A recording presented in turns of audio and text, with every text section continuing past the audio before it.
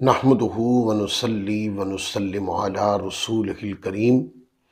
اما بعد فاعوذ باللہ من الشیطان الرجیم بسم اللہ الرحمن الرحیم۔ درس الادب المفرد کے ساتھ آج حاضر ہیں اور آج کا درس حدیث نمبر 477 سے شروع ہو رہا ہے، اور یہ روایت حضرت براء بن عازب رضی اللہ تعالی عنہ بیان کر رہے ہیں۔ فرماتے ہیں کہ رسول اللہ صلی اللہ علیہ وآلہ وسلم نے ارشاد فرمایا کہ تکبر بہت بری چیز ہے۔ حدیث پاک کے اندر لفظ ہے اشربتن، یہ جو لفظ ہے یہ تکبر کرنا یا کذب بیانی کرنا یا کذب بیانی میں حد سے گزر جانا یا شوخی مارنا، اس طرح کے معنی میں استعمال ہوتا ہے۔ تو اس سے یہ بتایا گیا کہ حسب و نسب میں، چاہے اپنے کسی فن یا ہنر میں یا کسی بھی کسب میں ہو، لوگوں کے سامنے اترانا یا بڑائی یا شوخی یا نام بگاڑنا یا کذب بیانی کرنا یہ منع ہے۔ تو آقا علیہ الصلوۃ والسلام نے فرمایا تکبر بہت بری چیز ہے۔ اگر ہم اس کے مفہوم عام پر گفتگو کریں تو دیکھ لیں، تکبر لڑائی کا باعث بنتا ہے۔ تکبر جو ہے وہ اللہ تعالیٰ کو پسند نہیں ہے۔ تکبر کی کئی مقامات پر ہم احادیث اور قرآن میں مذمت کو پڑھتے ہیں۔ لہذا عاجزی پسند ہے رب کو، اور حضور علیہ الصلوۃ والسلام نے بھی عاجزی اختیار کرنے کے اوپر ہی تربیت فرمائی ہے۔ سیرت مصطفیٰ نے اسی طرف بندے کی توجہ کو موڑا ہے۔ لہذا تکبر کو اپنے اندر سے نکالیں اور عاجزی کے پہلو کو اختیار کرنا چاہیے۔ پھر آگے باب نمبر 223 ہے اور عنوان ہے مال کی حفاظت کرنے کا بیان۔ اس کے نیچے حدیث نمبر 478 ہے، اور روایت ہے حضرت حنش بن حارث اپنے والد سے روایت کرتے ہیں کہ انہوں نے فرمایا کہ ہم میں ایک آدمی تھا، اس کی گھوڑی جب بچہ جنم دیتی تو وہ اس کو ذبح کر دیتا اور کہتا کہ میں زندہ رہوں گا حتیٰ کہ اس پر سوار ہو سکوں۔ پس حضرت عمر رضی اللہ تعالیٰ عنہ کا ہمارے پاس خط آیا، اس میں یہ لکھا تھا کہ اس کو درست رکھو جو اللہ تعالیٰ نے تم کو عطا فرمایا، بے شک امر یعنی موت آنے میں مہلت دی گئی ہے۔ پھر آگے حدیث نمبر 479 ہے، حضرت انس بن مالک رضی اللہ تعالیٰ عنہ سے روایت ہے، نبی کریم صلی اللہ علیہ وآلہ وسلم نے ارشاد فرمایا اگر قیامت قائم ہو جائے اور تم میں سے کسی شخص کے ہاتھ میں پودا ہو، اگر وہ استطاعت رکھے کہ اس پودے کو لگانے تک قیامت قائم نہیں ہوگی تو اس پودے کو ضرور لگا لے۔ یعنی اس کے ذہن میں ہے کہ میرے سانس ہے، میں اس کو لگا سکتا ہوں، تو پودا لگانا چونکہ ایک اچھا عمل ہے تو یہ پچھلی حدیث کے ساتھ مضمون بھی جڑ جائے گا۔ تو پھر آپ اچھے کام کے لیے یہ نہ کہیں کہ میں اچھا کام اس وجہ سے نہیں کروں گا، کیا پتہ میری موت کب آ جائے۔ نہیں، اچھے کام کو اچھی نیت سے کر ڈالیں کہ جب آپ کو پتا میرے سانس چل رہے ہیں تو یہ سانس چل ہی اس وجہ سے رہے ہیں کہ مجھے چاہیے کہ میں اعتدال کا رویہ رکھوں اور اچھے کام کو فوراً سے کر دوں۔ پھر آگے حدیث نمبر 480 ہے، حضرت داؤد بن ابی داؤد سے روایت فرماتے ہیں، مجھ سے حضرت عبداللہ بن سلام رضی اللہ تعالی عنہ نے فرمایا اگر تو یہ سنے کہ دجال نکل چکا ہے اور تو ایک کھجور کا پودا لگا رہا ہو تو اس کو صحیح طور پر لگانے میں جلد بازی نہ کرنا، کیونکہ اس کے بعد بھی لوگ اس دنیا میں زندگی گزاریں گے۔ یعنی فتنہ کھڑا ہو گیا نا۔ اب یہ 3 حدیثوں کا مضمون بہت زیادہ کھل جائے گا۔ کوئی فتنہ اٹھ گیا، بندے کو پتا ہے کہ یار جنگ لگ گئی ہے یا کوئی فتنہ کوئی وبا پھیل گئی ہے، تو ایسا کسی ٹائم دل میں ہوتا ہے کہ یار میں نے کون سا بچنا ہے، میں نے تو مر ہی جانا۔ تو حدیث پاک میں ہے کہ دجال کا فتنہ بھی اٹھ جائے تو تب بھی اگر تمہارے ہاتھ میں وقت ہو پودا لگانے کا، کیونکہ پودا لگانا ایک اچھا کام ہے، تو فرمایا کہ تم اس پودے کو لگا لو اس بنیاد پر کہ دجال نکل آئے میں تو مر ہی جاؤں گا۔ تو اس ڈر کی وجہ سے اس نیک کام سے رکو نہیں، دجال آنے کے بعد بھی لوگ زندہ رہیں گے۔ تو لہذا یہ تینوں مضامین، تینوں جو احادیث ہیں ان کے مضامین ملتے جلتے ہیں۔ اعتدال کا رویہ ہونا چاہیے، زندگی سے مایوسی بالکل نہیں ہونی چاہیے، اور کسی بھی بیماری یا کوئی اس طرح کوئی بڑی ایسی چیز کہ جس سے بندے کو لگتا ہے کہ یار میں تو مارا ہی جاؤں گا، اس وجہ سے اپنے آپ کو اچھے کام سے نہیں روکنا چاہیے۔ زندگی موت کا مالک اللہ ہے، جب تک رب نہیں چاہے گا بندے کو موت نہیں آ سکتی۔ تو لہذا موت کی یاد کر کے کہ میں تو اب مرا، تو نیکی کے کام اور اچھے کام کو چھوڑ نہیں دینا چاہیے، نیکی کے کام اچھی نیتوں کے ساتھ جاری رہنے چاہیے۔ پھر آگے دیکھیں، حدیث نمبر 481 ہے اور اوپر باب ہے 224، مظلوم کی دعا کا باب۔ حضرت ابو ہریرہ رضی اللہ تعالیٰ عنہ سے روایت ہے، نبی پاک صلی اللہ علیہ وآلہ وسلم نے ارشاد فرمایا، 3 دعائیں ضرور قبول کی جاتی ہیں۔ نمبر 1 مظلوم کی دعا، نمبر 2 مسافر کی دعا، نمبر 3 والد مراد یعنی والدین ہے کی دعا اپنی اولاد کے حق میں۔ اگر ایک مثال کوئی بندہ کسی پہ ظلم کر رہا ہو اور ظلم کرنے والا جس پہ ظلم کر رہا ہے، یعنی مظلوم جس پہ ظلم ہو رہا ہے، اگر وہ رب کی بارگاہ میں دعا کے لیے ہاتھ اٹھا دے تو وہ دعا قبول ہوتی، یوں مسافر کی، والدین کی بھی۔ لہذا ظالم کو چاہیے وہ ظلم نہ کرے کیونکہ مظلوم کی دعا قبول ہوتی، اور مسافر کو چاہیے کہ سفر کے اندر اپنے لیے اور اپنے پیچھے جو عائز و قارب اور گھر والے ان کے لیے دعا کرے کہ مسافر چونکہ اذیت میں ہوتا ہے نا، سفر ایک اذیت ہے، اس میں ہوتا ہے، دعا کرے قبول ہوتی، اور والدین کی دعا قبول ہوتی ہے۔ لہذا اولادوں کو چاہیے والدین کے ساتھ اچھا سلوک کریں۔ اگر والدین کو تنگ کیا اور انہوں نے تمہارے خلاف دعا کر دی وہ بھی قبول ہونی ہے، اور اگر تمہارے حق میں دعا کر دی تو وہ بھی قبول ہونی ہے۔ لہذا والدین کو اچھائی کے ساتھ ڈیل کریں، حسن اخلاق کے ساتھ ڈیل کریں، تاکہ وہ تمہاری تائید میں دعا کریں۔ تنگ اگر تمہارے خلاف دعا نہ کہیں کر دیں، والدین کی دعا قبول ہوتی ہے۔ پھر آگے دیکھیں، آگے پھر باب ہے، باب نمبر 225، بندے کے رزق کے متعلق اللہ عز و جل کے ارشاد، ہم کو رزق عطا فرما اور تو بہترین رزق عطا فرمانے والا ہے سے سوال کرنا۔ حدیث نمبر 482 ہے، حضرت جابر رضی اللہ تعالی عنہ سے روایت ہے، انہوں نے نبی کریم صلی اللہ علیہ وآلہ وسلم سے منبر پر سنا، آپ نے یمن کی طرف نظر فرمائی، پھر دعا کی، اے اللہ ان کے دلوں کو متوجہ فرما، اور عراق کی طرف نظر فرمائی تو اس طرح دعا کی، اور ہر جانب نظر فرمائی تو اسی طرح دعا فرمائی، اور یہ دعا بھی کی، اے اللہ ہم کو زمین کی پیداوار سے رزق عطا فرما، اور ہمارے مد اور ہمارے سا، یہ تولنے کے پیمانے ہیں، مد اور سا، اے مولا ہمارے مد اور سا میں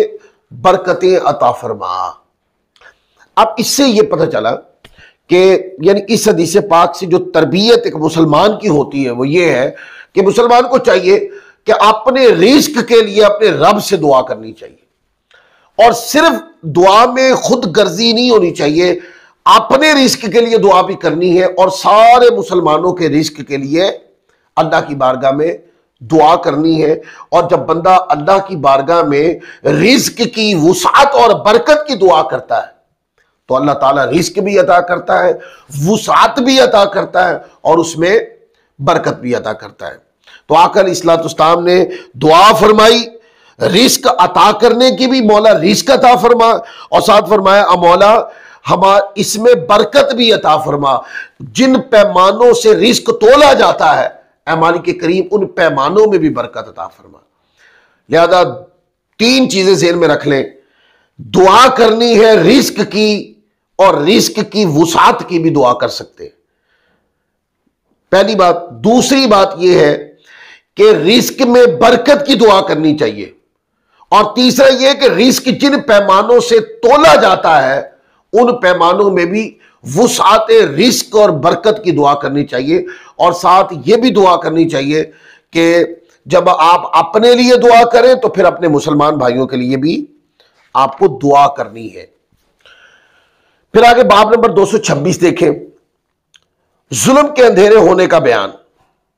اور حدیث نمبر 483 ہے، حضرت عبید اللہ بن مقسم رضی اللہ تعالی عنہ سے روایت ہے، فرماتے ہیں کہ میں نے حضرت جابر بن عبداللہ رضی اللہ تعالیٰ عنہما کو فرماتے سنا کہ رسول اللہ صلی اللہ علیہ وسلم نے ارشاد فرمایا، ظلم کرنے سے بچو کیونکہ ظلم قیامت کے دن اندھیرے ہوگا، اور بخیلی سے بچ کے رہو کیونکہ اس سے تم سے پہلے لوگوں کو تباہ کر دیا ہے، اور ان کو ان کے خون بہانے پر برانگیختہ کیا، اور انہوں نے اپنے محارم کو حلال سمجھا۔ دو باتیں بڑی توجہ کے ساتھ، پہلی بات کہ ظلم نہیں کرنا چاہیے، کیونکہ ظلم کرنے والا بندہ اور یہ جو ظلم ہے قیامت والے دن اندھیرے میں ہوگا، یعنی اللہ تعالیٰ کی عطا سے محروم کر دیا جائے گا، اللہ کے عذاب میں ہوگا ظلم اور ظلم کرنے والا۔ اور دوسری بات فرمایا بخیلی سے بچو۔ اب بخیلی کا معنی کنجوسی بھی ہوتا ہے اور کنجوسی ہی ہوتا ہے۔ آپ دیکھیں کہ کنجوسی کس سے کرنی چاہیے اور کہاں کنجوسی نہیں کرنی چاہیے۔ چلے آج یہ جملہ سن لیں، آپ اسراف سے کنجوسی کریں نا، مال کو ضائع کرنے سے کنجوسی کریں، اور ضرورت کی جگہ پہ کنجوسی نہیں کی جاتی، ضرورت کی جگہ پہ مال خرچ کیا جاتا ہے۔ اور اگر آپ ضرورت کی جگہ پہ بھی مال خرچ نہیں کریں گے تو اس کا نقصان کیا ہوگا؟ اس کا نقصان یہ ہوگا کہ جن کو ضرورت ہے مال کی، جس سے آپ بخیلی اختیار کر رہے ہیں، وہ آپس میں لڑنے لگ جائیں گے، ضرورت پوری نہیں ہوگی، اختلاف بڑھتا چلا جائے گا۔ اور حدیث پاک نے بتایا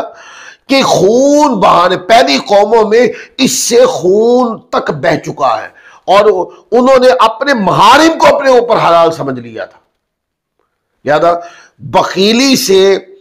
ضرورت پوری نہیں ہوتی، جب ضرورت پوری نہیں ہوتی تو جو ضرورت کے تحت لوگ ہوتے ہیں ان میں اختلاف شروع ہوتا ہے، پھر جھگڑا شروع ہوتا ہے، پھر ایک دوسرے کے ساتھ لڑائی شروع ہو جاتی ہے، حتیٰ کہ خون بہانے تک بھی بعد مقام پر نوبت جاتی ہے۔ یہ سارا فتنہ کھڑا کہاں سے ہوا ہے؟ یہ صرف بخیلی سے ہوا ہے کہ اس شخص کو جس کو ضرورت پر خرچ کرنا تھا اس نے خرچ نہیں کیا، لہذا حالات تنگ ہوتے چلے گئے، ضرورت اپنے مقام پہ کھڑی رہی۔ ضرورت تو ختم تب ہوتی نا اگر وہاں مال خرچ کیا جاتا، پر وہ نہیں خرچ کیا گیا، لہذا ضرورت کھڑی رہی اور تکلیف بڑھتی بڑھتی بڑھتی بڑھتی لڑائی جھگڑے اختلاف اور حتیٰ کہ قتل و غارت گری تک چلی گئی۔ پھر اس کے اوپر تھوڑا ہم عوامی تبصرہ بھی کر سکتے ہیں۔ حکمرانوں کو یہ واجب ہے کہ وہ عوام کی ضروریات پہ خرچ کریں، لیکن لوگ کیا کرتے ہیں؟ حکمران بنتے اپنا بینک بیلنس، کاروبار، اپنے لوگوں کو نوازنا، سب کچھ اپنے مخصوص دائرہ کار کے اندر لگا دیتے ہیں، حتیٰ کہ جو جس شہر کا منسٹر یا کوئی بڑا بن گیا ہے اس شہر میں ترقی ہونے لگ جاتی ہے، بقیہ شہروں سے وہ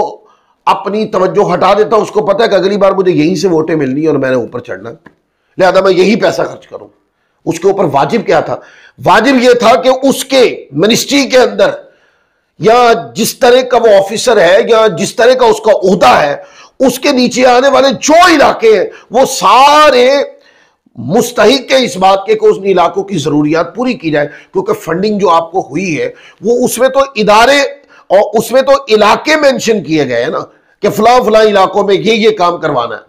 تو آپ نے وہ سارے علاقوں کا حصہ اٹھا کے ایک ہی جگہ پہ لگا دیا اور دوسروں کو محروم کر دیا۔ جب ان کی ضروریات پوری نہیں ہو رہی تو پھر نقصان کیا ہوگا؟ پھر نقصان یہ ہوگا کہ لوگ ایک چوریے ڈاکے شروع ہو جائیں گے وہاں پر۔ جب سہولیات نہیں آئیں گی وہاں پر تو لوگ تنگ ہو جائیں گے، لوگ آپ کے خلاف کھڑے ہو جائیں گے، لوگ احتجاج پر آ جائیں گے، یا اس طرح کی اور بھی بہت ساری چیزیں جو ہم سوشل میڈیا پر دیکھتے رہتے ہیں۔ اس کی وجوہات کیا ہے؟ ایک ذمہ دار بندے نے ذمہ داری کو نہیں نبھایا، یا جس طرح ذمہ داری کو نبھانا چاہیے تھا اس طرح نہیں نبھایا۔ اس کی 100 وجوہات ہوں گی، ہو سکتا ہے کسی کا دبدبہ اس پر اثر انداز ہو رہا ہو، کسی کا تشخص اس پر اثر انداز ہو رہا ہو، یا کسی بندے کا عہدہ اس پر اثر انداز ہو رہا ہو۔ بھئی کوئی عہدے والا ہے، کوئی شخصیت والا ہے، کوئی کچھ ہے، یہ ساری چیزوں سے سروے نظر کر کے جس بندے کو جس چیز کی ذمہ داری دی گئی تھی، جو کام کرنے کے حوالے سے اس کو عہدہ اور مقام اور منشٹری دی گئی تھی، اس کو چاہیے وہ اپنا کام پورا کرے۔ اگر کسی شخصیت کا اثر لے کر اس نے وہ کام مکمل نہیں کیے، بلکہ ان کاموں کا اصل سٹیٹس جو ہے وہ ختم کر کے اس کو کسی شخصیت کے اثر سے کسی اور جگہ لگا دیا، یہ صرف گناہ نہیں ہے، یہ ظلم بھی ہے، اور اللہ کی بارگاہ میں اس کی پکڑ ہوگی، کیونکہ وہ پیسہ جو مختص کر دیا گیا فلاں علاقے کے لیے ہے، اس علاقے کے اندر فلاں چیز کی سہولیات اس سے پیدا کی جائیں گی، جب وہ پیسہ اٹھا کے کسی اور جگہ لگا دیا تو آپ نے اپنے عہدے میں، اپنی ذمہ داری میں خیانت سے کام لیا، اس سے پھر نقصانات پیدا ہوتے ہیں۔ لہذا چاہیے یہ کہ بندے کو کہ جو ذمہ داری دی گئی ہے اس میں بخیلی مت کرے، اپنی جیبیں مت بھرے۔ آپ کی تنخواہ بہت ہے، پیسے بہت زیادہ ہیں آپ کے پاس، آپ کے بچے بہت کھلا کھا پی رہے ہیں، لہذا آپ کو کیا چاہیے، اب آپ دوسروں کے بچوں کا سوچیں کہ آپ کو ایک بڑا بنا دیا گیا ہے، آپ کو ذمہ داری، عہدہ، آپ کو منسٹری، آپ کو بڑی پوسٹ دے دی گئی ہے، آپ پر اعتماد کیا قوم نے، عوام نے، اور کہا کہ آپ لوگوں کی مدد کریں، آپ لوگوں کے ساتھ رحمت سے پیش آئیں، آپ کو پیسہ دیا گیا کہ لوگوں کی ضروریات پوری کریں، آپ لوگوں کی ضروریات سے تو بخیلی اختیار کر گئے اور سارے پیسے اٹھا کے اپنی ضروریات یا جس کا عہدہ، شخصیت اثر انداز ہو رہی تھی اس کے حکم پر لگا دیا۔ تو یہ صرف گناہ نہیں بلکہ گناہ کے ساتھ ظلم بھی ہے، یہ صرف بخیلی نہیں ہے، بخیلی کے ساتھ ظلم بھی ہے، یہ دونوں چیزیں اللہ تعالیٰ کو پسند نہیں ہیں۔ اور خطوں میں جو بڑھتے مسائل، بڑھتے جھگڑے، اس کی وجوہات وہ بندہ ہے جس نے ضرورت کی بنیاد پر جو کام اس کو دیا تھا اس نے نہیں کیا، پھر اس پہ قیاس کرتے جائیں دیگر اداروں کو، دیگر جن کا جو ذمہ داری ہے وہ ادا نہیں کر رہا، وہ اس کے تحت آ رہا ہے، اور قیامت والے دن اس کو یہ جواب دینا ہوگا۔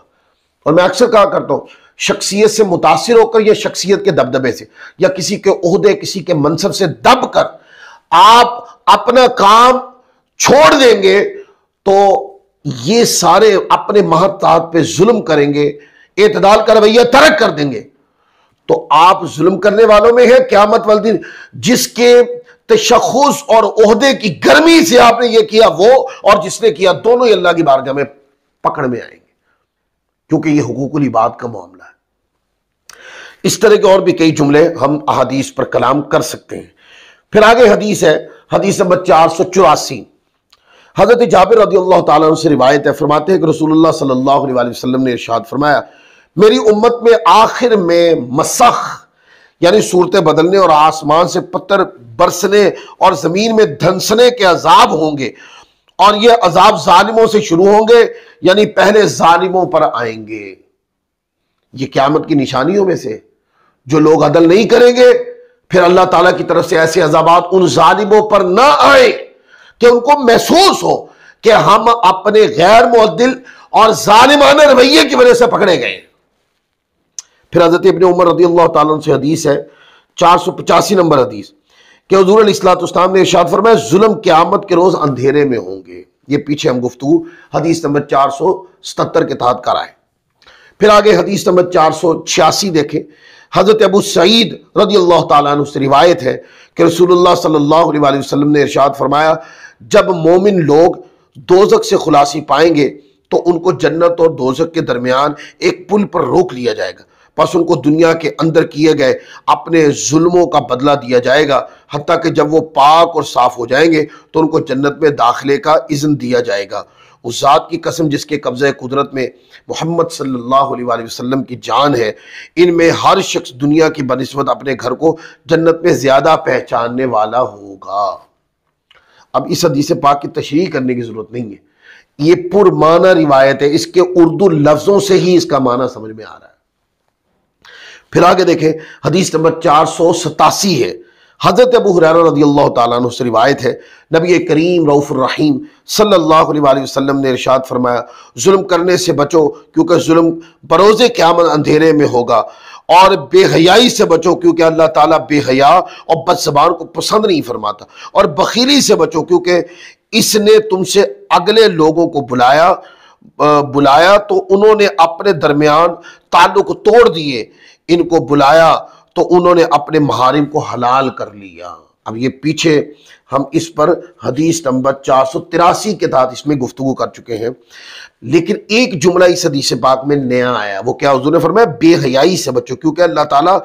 بے حیا اور بد زبان کو پسند نہیں فرماتا۔ بے حیائی معاشرے کے اندر برائی پیدا کر دی، بد زبانی جو ہے وہ معاشرے کے اندر لڑائی پیدا کرتی، لہذا نہ اللہ تعالیٰ کو بے حیائی پسند ہے نہ معاشرے کے اندر لڑائی پسند ہے، تو جو عناصر اس کی وجہ بنے وہ بھی بندے اللہ کو پسند نہیں۔ تو اس حدیث پاک میں یہ فرمایا گیا۔ پھر حضرت جابر رضی اللہ تعالیٰ کی حدیث ہے 488 نمبر کہ نبی کریم صلی اللہ علیہ وآلہ وسلم نے ارشاد فرمایا کہ ظلم کرنے سے بچو کیونکہ ظلم قیامت کے دن اندھیرے ہوگا، اور بخل کرنے سے بچو کیونکہ اس نے تم سے اگلے لوگوں کو تباہ کر دیا، ان کو ایک دوسرے کے خون بہانے پر برانگیختہ کیا اور ان کے محارم کو حلال